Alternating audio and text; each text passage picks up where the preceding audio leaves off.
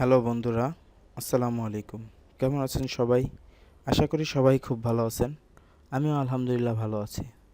বন্ধুরা, আসেন আজকে আপনাদের সাথে একটা ভিডিও শেয়ার করি। আমরা কিভাবে মাইক্রোসফট ওয়ার্ড দিয়ে পিডিএফ তৈরি করি। অনেকে আছেন যে প্রবলেমে পড়েন, তো এই রুলসটা যদি আপনি ফলো করেন, আশা করি আর কোনো প্রবলেম হবে না ইনশাল্লাহ। চলেন তাহলে আমরা দেখে নিই কীভাবে আমরা পিডিএফ করতে পারি। প্রথমে আমি আমার এইখান থেকে ফাইলে ক্লিক করব।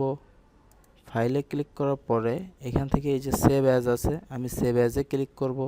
সেভ অ্যাজে ক্লিক করার পরে আমি যেখানে সেভ করব সেটা সিলেক্ট করে দেব। আমি সেভ করব পিডিএফে।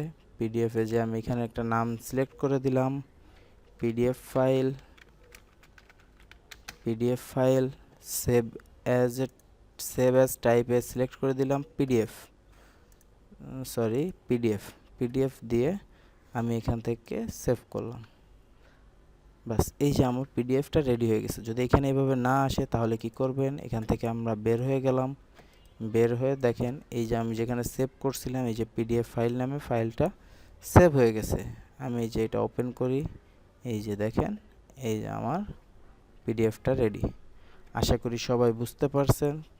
আর যদি কোনো প্রবলেম থাকে আমার কমেন্ট বক্সে কমেন্ট করে জানাবেন, ইনশাল্লাহ আমি তার রিপ্লাই দেওয়ার চেষ্টা করব। তাহলে সবাই ভালো থাকবেন, সুস্থ থাকবেন, আর আমার জন্য সবাই দোয়া করবেন, আর সবাই আমাকে সাপোর্ট করবেন।